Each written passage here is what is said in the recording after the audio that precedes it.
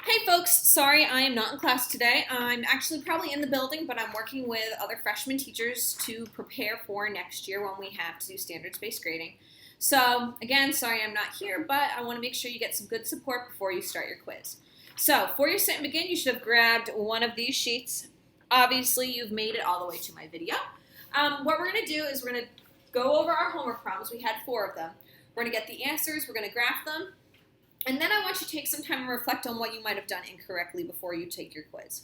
The sub is here. When you're done with this, hand it in to her, and she'll give you a copy of the quiz to work on in class. You do have no homework tonight except to check PowerSchool, see if there's anything else that you owe me. You want to make sure you get that in as soon as possible. So let's get started on this sheet.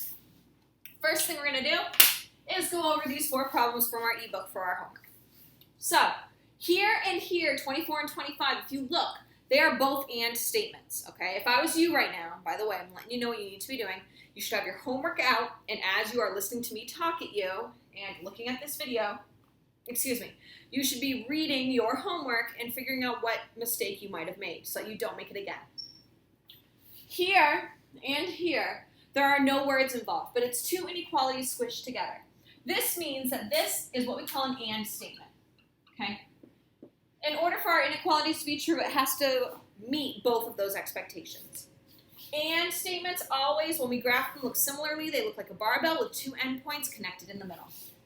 To solve this, we must split it into 3b plus 2 is less than 5b minus 6, and 5b minus 6 is less than or equal to 2b plus 9.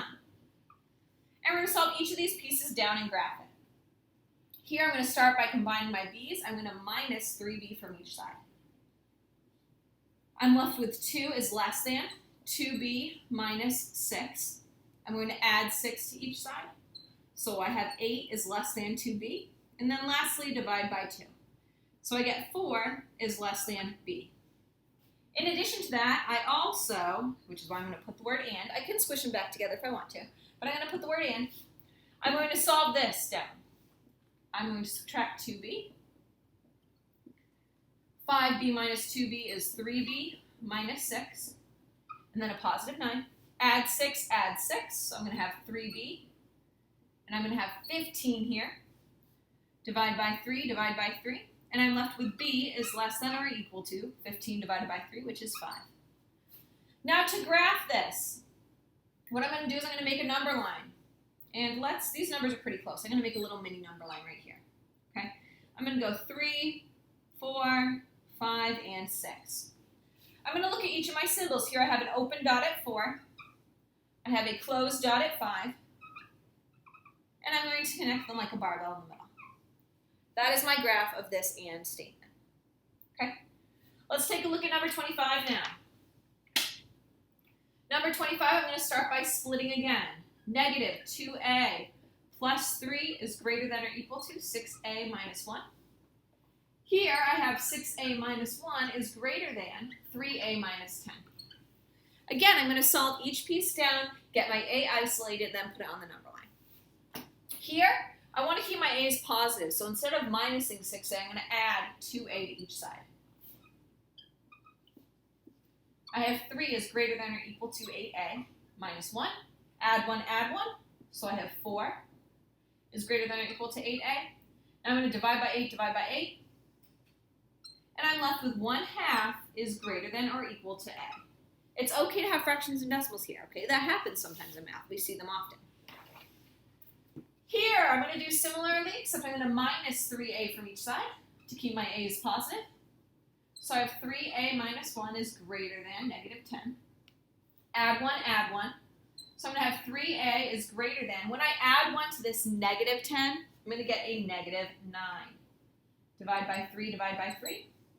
A is greater than, I divided by a positive so I don't have to flip it, but I do get a negative 3 as my quotient. So this and this are my 2 solutions. To graph them again, I'm going to draw my number line. I have to go from a positive 1/2 and negative 3, so I'll do negative 4, negative 3, negative 2, negative 1, 0, 1, and 2. My first dot is at 1/2. It is going to be closed. Here's 1/2, here's a closed dot. My second dot is at -3 and it's going to be open.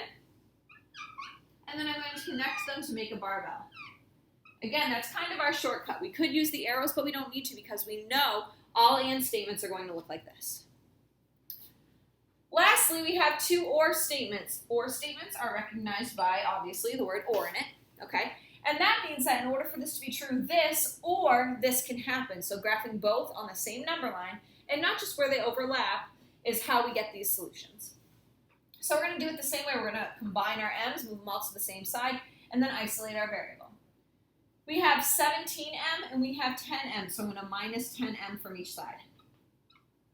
I'm left with not just 7, but -7 is less than 7m, divided by 7, divided by 7. I divide by a positive, so I keep my sign, and then -7 divided by 7 is -1. Or my other solution, divide by -6, divide by -6. I'm left with m is less than -6. Because I divided by a negative, I need to flip my sign, and 36 divided by -6 is going to be another negative. Okay? So these, and I'll write it right down here, m is less than -6, are my two solutions. Now graphing these is a bit harder, only because it's easier to make mistakes. They don't all look the same way. Right here, we're going to go from -6 to -1, so I'll start at -7, -6, -5, -4, -3, -2, -1, and 0. I'll label them up. Now, at -1, I'm going to have an open dot. And I'm going to look. The larger part, okay, right here, the larger part of my symbol is near the m, so I'm going to go towards the larger numbers. M must be greater than that -1.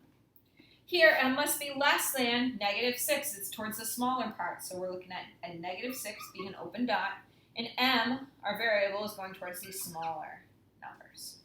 So we have one that looks like it's going like this. Two endpoints still, but one is going towards the smaller, one is going towards the larger. Last one we're going to do together, so make sure you are looking at your work, making decisions about what things you may have done correct or incorrect and need to not do on the quiz. Here we have all our ends on the same side, so first things first, and everyone made this mistake last time, get rid of this -1, not the divide by 5. To get rid of this, I'm going to add 1. I have 5n. My symbol stayed the same. -16, go towards the positives 1, -15. Divide by 5, divide by 5. N is less than -3. Or, we're going to solve our other one now. We're going to add 1 again to each side. I have -3n is less than 9. Divide by -3. So I flip my symbol because I divided by a negative. I have n is greater than -3. So at this point, it's rather interesting because we are left with the same number each time. So let's look at what happens when we graph it. I really only need a -3, so this is like -4, and this is -2. Here it says open dot at -3. N must be smaller than, so we're in towards the smaller numbers. Here we have n must be greater than -3, so it's got to be going towards the greater numbers. Still an open dot, though. So this is peculiar. Okay, this is very similar to all real numbers, except not every single number will work. Every number smaller than -3 will work. Every number bigger than -3 will work. But -3 itself, because it wasn't filled in by anything, is never, ever, ever going to work. Okay, so your solution is all reals except x can't equal -3. If you graphed this and you wrote your or statement, I'd be fine with that, especially on this quiz. So now that we're done, you've looked over the answers, you've checked your answers to see if this is right, this one, and this one. You're going to fill out this sheet, tell me how many you got right, what mistakes you might have made with the and statements or the or statements, and then give me a prediction. How do you think this quiz is going to go? All right? Hopefully you found any common mistakes and you won't make them again. So take your time on this. Think about it. Look at your work. This is your last bit of studying. When you hand it in, you get to start the quiz.